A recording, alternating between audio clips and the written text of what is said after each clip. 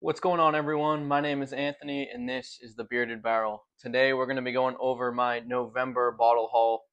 So, I know as this is my first monthly bottle haul that I've done on this channel, you have nothing to compare it to. But I'm telling you right now, as far as quality goes, I think this is the best month out of the 2 years I've been collecting whiskey that I've had. Quantity, not so much, but quality is there. We're in the midst of allocation season. So a lot of things that I've been waiting a long time to get my hands on have finally hit the shelves. And I'm very excited to show you guys what I hauled in the month of November. So let's get to it. Up first, we have the Old Granddad Bottled and Bond 7 year. This I picked up. I saw it on the shelf. Been wanting to try it. It's actually my first Old Granddad product that I have, so I'm excited to crack into this one. But this is the Bottled and Bond 7 year that just dropped, and I've heard some good things about it, so I'm excited to check that one out. You're going to notice throughout this video, a lot of these bottles have not been opened. The reason for that is I've just been so crazy busy the last couple weeks between the holidays and just trying to get everything ready for next year and all that. And I haven't had a lot of time to drink whiskey, unfortunately, and that will hopefully soon change. But for now, they just sit on the shelf and beg to be drank, and I hopefully will drink them soon. Up next, we have this Hard Truth Sweet Mash Bourbon. So I picked this up actually when I went to go pick up my next bottle that I'm going to show you. This just happened to be on the shelf. Heard a lot of good things about Hard Truth over the last couple months. I actually went to Total Wine not that long ago, and they had a sampling of Hard Truth out there. So I was able to try a couple different offerings from Hard Truth, and I kind of forget, because it was a while ago, which one I like the most, but I do tend to like the Sour Mash Bills. So I picked this one up. I'm very excited to try it. 90 proofer, so nothing too crazy, but I am excited to get into that one. The bottle I was going to pick up when I picked that one up was, of course, the Wild Turkey 101. The reason being is because Thanksgiving, I only had like maybe a pour or two left in the bottle that I had, and I didn't know if anybody was going to want to indulge in some Wild Turkey 101 on Turkey Day. So as you can see, the fact that it's not open, nobody wanted any more than what I had left in the last bottle, but I didn't want to be left empty-handed in case somebody wanted to try some more Wild Turkey 101. So I picked up another bottle. Now, moving on to one that I am very happy to have here. This is the Redwood Empire Screaming Titan. I'm a big wheated guy. That is very much my palate, is a wheated bourbon. And I've seen this on the shelf a couple times.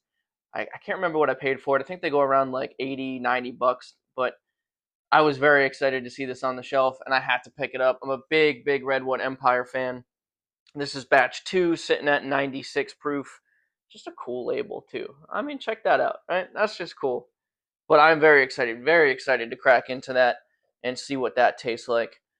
Moving on now to some of the more, I know what you're thinking. Other than maybe that last bottle, I was like, this is really quality, bottle haul, and you're probably like, okay, Wild Turkey 101, Hard Truth, Old Granddad, Bottled and Bond. Where's the quality at? It's coming up. Other than that one's a good bottle. But I also was able to find that just dropped in my area the Jack Daniel's Heritage Barrel. Very excited. The single barrel Heritage Barrel. Very excited to try that. It's got a lot going on this label. It's the single barrel Heritage Barrel Toasted Barrel. So it's a lot going on here. But I'm very excited to try this. Very heard a lot of very good things about it. So, and I have never had a bad Jack Daniel's ever, but I've absolutely never had a not phenomenal Jack Daniel's that's come in a bottle like this. Every single Jack Daniel's that's come in this bottle, I have absolutely loved, and I have no doubt that that will be the same. So excited to pick that up as well. Moving on, I was able to get a batch of this year's Stag Junior, or now known as Stag. I have one other batch up on the shelf. You might be able to see it back there. That is the last year's version. I think it's the 24C or 24D. This is going to be the 25A, sitting at 126.5 proof. So very excited to get. Love the bottle of Stag that I have, and I have no doubt I'm going to love this just as much. I got a really good deal on it. This was actually like the first bottle I've ever been able to get like a regular customer discount on, so I was pretty happy about that. I also picked up this Buffalo Trace kosher wheat recipe. I don't know a whole lot about it. I've heard mixed reviews on it. I've heard some really good reviews and some not so great reviews. I didn't pay too much for it, so I'm not too worried if it turns out not to be great. But curiosity kills the cat, and in this case, I am the cat. So we shall see how good it is. But it was something that you don't see on the shelves hardly ever around me, and I couldn't pass up the opportunity to pick up a bottle. Now these last two, I'm extremely excited about. These are some pretty big heavy hitters for me. I will probably have no end of month recap in December because of how much I've spent specifically on these two bottles in the month of November, but that's okay. Starting off here, we have the beautiful Blanton's Gold. This is the first Blanton's Gold I've ever picked up, and I am very excited to try it. I mean, that is just such a beautiful bottle of whiskey. My God. My God. I am so excited to try that. That will be a special occasion bottle for me. I like my really allocated stuff. I like to wait to open with friends and family on special occasions.